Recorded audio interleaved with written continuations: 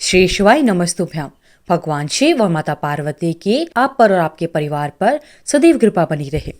आज की इस वीडियो में हम सोमवार के दिन किए जाने वाले की पशुपति व्रत कथा को सुनेंगे और साथ ही जानेंगे कि पशुपति व्रत को करने की विधि क्या है, इसका उद्यापन किस प्रकार किया जाता है और इसके नियम क्या क्या हैं। तो आइए भक्त जानते हैं पशुपति व्रत कब से करना चाहिए। पशुपति व्रत को किसी भी महीने के सोमवार से, चाहे वह कृष्ण पक्ष का हो अथवा शुक्ल पक्ष का हो, आप प्रारंभ कर सकते हैं। शास्त्रों के अनुसार इस व्रत को करने के लिए किसी विशेष महीने का होना अनिवार्य नहीं है, केवल सोमवार का दिन होना आवश्यक है। पशुपति व्रत भगवान भोले शंकर को समर्पित होता है। जब आप बहुत सारी परेशानियों से परेशान हो और उन परेशानियों का कोई भी हल आपको नहीं मिल रहा हो, तो आप अपनी परेशानी किसी को नहीं बता पा रहे हैं, तो यह व्रत आपकी सभी मनोकामनाओं को पूर्ण करने वाला बन जाता है। अतः पशुपति व्रत को भगवान शंकर पर पूर्ण विश्वास के साथ करना चाहिए। पशुपति व्रत को 5 सोमवार करने का विधान है।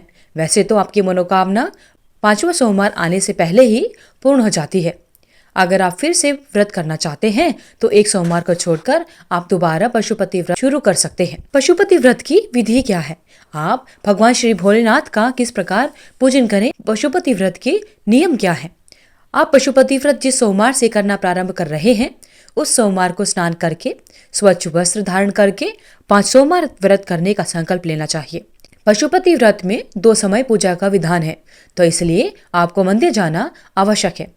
और यह भी ध्यान रखें कि आप व्रत के पहले सोमवार को जिस मंदिर में गए हैं, 5 सोमवार उसी मंदिर में जाना आवश्यक होता है, नहीं तो आपकी पूजा अधूरी मानी जाती है। अपनी पूजा की थाली में मंदिर जाने से पहले धूप, दीप, चंदन, लाल चंदन, बेलपत्र, फूल, फल और जल लेकर अवश्य जाए और भगवान शिव का अभिषेक करना चाहिए। इस थाली को घर आकर ऐसे ही रख देना चाहिए। जब आप शाम के समय यानी प्रदोष काल में स्वच्छ होकर मंदिर जाए तो इस थाली में मीठा प्रसाद एवं 6 दीपक घी के लेकर जाए। मीठे भोग प्रसाद को बराबर 3 भागों में बांट लेना चाहिए। 2 भगवान शिव को समर्पित करने चाहिए और एक बचा हुआ भाग अपनी थाली में वापस रखना चाहिए। इस प्रकार जो 6 दीपक हम लेकर गए हैं, उनमें से 5 दिए भगवान शिव के समक्ष प्रज्वलित करने चाहिए। उसके बाद एक बिना जला हुआ दीपक थाली में वापस रखकर घर आ जाना चाहिए। इसे घर में प्रवेश होने से पहले अपने दरवाजे के दाहिनी तरफ चौखट पर प्रज्वलित कर देना चाहिए और घर में प्रवेश करने के बाद एक भाग भोग प्रसाद जो आप थाली में रखकर लाए हैं, वह आप इसे ग्रहण करें और इस बात का ध्यान रखें कि यह प्रसाद किसी अन्य व्यक्ति को ना दे। यह आपको पूरा का पूरा स्वयं ही ग्रहण करना है। इस व्रत में आप प्रसाद के साथ भोजन भी ग्रहण कर सकते हैं। हो सके तो मीठा भोजन ही करना चाहिए। जैसा कि शास्त्रों के अनुसार प्रत्येक व्रत के कुछ अपने नियम होते हैं, वैसे ही इस व्रत के भी कुछ नियम हैं। इस व्रत को सोमवार के दिन ही किया जाता है। इस व्रत में सुबह और शाम को यानी प्रदोष काल में पूजा की जाती है और मंदिर में जाना अनिवार्य होता है। किसी कारण अगर आप व्रत करने में असमर्थ हैं तो उस सोमवार को व्रत नहीं करना चाहिए। आप जिस मंदिर में जाते हैं उसमें भक्ति पूर्वक भगवान शिव को बेलपत्र और जल अभिषेक अवश्य करना चाहिए। व्रत करने वाले को दिन में सोना नहीं चाहिए, भगवान शंकर का ध्यान करते रहना चाहिए। इस व्रत में आप दिन में फलाहार भी कर सकते हैं।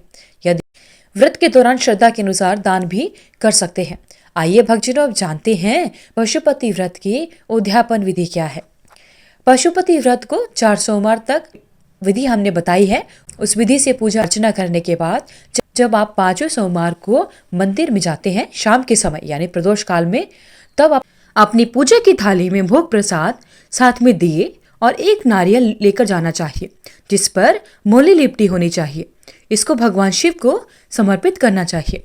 हो सके तो 108 बेलपत्र या 108 फूल से भगवान भोले शंकर का श्रृंगार करना चाहिए और अपनी श्रद्धा के अनुसार दान करना चाहिए। साथ ही भगवान शिव के मंत्रों का भी अवश्य जाप करना चाहिए, जैसे महामृत्युंजय और श्री शिवाय नमस्तुभ्याम का अवश्य जाप करना चाहिए। साथ ही भगवान शिव की आरती करनी चाहिए। शिव चालीसा का भी अवश्य पठन एवं श्रवण करना चाहिए। आइए भक्तजनों, अब सुनते हैं भगवान पशुपतिनाथ की व्रत कथा। कथा शुरू करने से पहले जब आप मंदिर जाते हैं तो मंदिर जाते समय अपने पूजा की थाली में कुछ चावल के दाने अवश्य रखने चाहिए और जो कथा शुरू करने से पहले अपने साथ लाए गए चावल के दानों को अपने हाथ में ले और उन सभी लोगों को दे जो आपके साथ बैठकर कथा सुन रहे हैं। और जब कथा समाप्त हो जाए तो इन चावल के दानों को मंदिर में यहाँ वहां नहीं फेंकना चाहिए, मंदिर में एक तरफ चढ़ा देना चाहिए। एक बार की बात है, भगवान शिव नेपाल की सुंदर तपोभूमि से आकर्षित होकर एक बार कैलाश छोड़कर यहाँ आए और यहीं पर ठहर गए। इस क्षेत्र में वह 3 सींग वाले हिरण यानी चिंकारा का रूप धारण कर विचरण करने लगे। इसलिए इस क्षेत्र को पशुपति क्षेत्र या मृगस्थली भी कहा जाता है। भगवान शिव को इस तरह अनुपस्थित देखकर ब्रह्मा और भगवान विष्णु चिंतित हो गए और दोनों देवता भगवान शिव की खोज में निकल पड़े। इस रमणीय क्षेत्र में उन्होंने एक अद्भुत मोहक 3 सींग वाला मृग विचरण करते हुए देखा। उन्हें मृग रूपी भगवान शिव पर शक होने लगा। योग विद्या से ब्रह्मा जी ने तुरंत पहचान लिया कि यह मृग नहीं बल्कि भगवान आशुतोष हैं। तुरंत ही ब्रह्मा जी उछल पड़े और मृग के सींग को पकड़ने की कोशिश करने लगे। इससे मृग के सींग के 3 टुकड़े हो गए। उसी सींग का एक पवित्र टुकड़ा टूटकर यहाँ पर भी गिर गया, जिसकी वजह से यहाँ महारुद्र जी का जन्म हुआ, जो आगे चलकर पशुपतिनाथ जी के नाम से प्रसिद्ध हुए। भगवान शिव की इच्छा से भगवान विष्णु ने भगवान शिव को मोक्ष देने के बाद नागमती के ऊंचे टीले पर एक लिंग की स्थापना की, जो कि पशुपतिनाथ जी के रूप में प्रसिद्ध हुआ।